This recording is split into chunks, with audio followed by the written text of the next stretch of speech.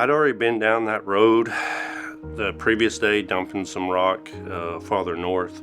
So when I showed up, I already knew exactly where I was going.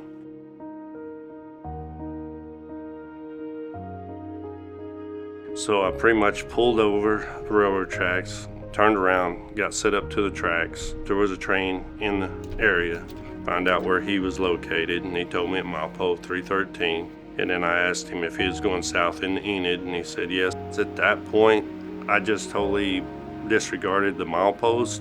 I went to write down all the information on my track warrant and my paperwork. There wasn't no paperwork in the truck. I sat there for a minute, and I knew the first thing, I should have just stopped right there. I could literally see where I was going to unload at. I knew those guys were waiting on me.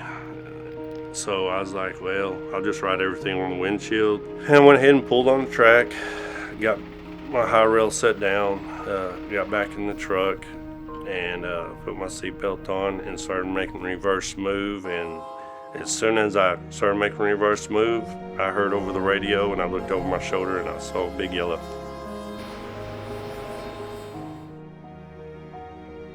The thing that makes me so mad is that the fact that I am careful, I go over everything I'm supposed to do, and it happened that I made such a critical mistake. At any time that any of us can make a mistake, they can get somebody else killed.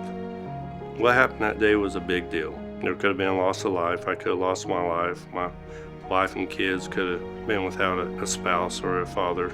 There was a couple of things that if I would have followed the rules, like not having the paperwork, if I would have just said, okay, went back to the depot, that would have stopped it from happening.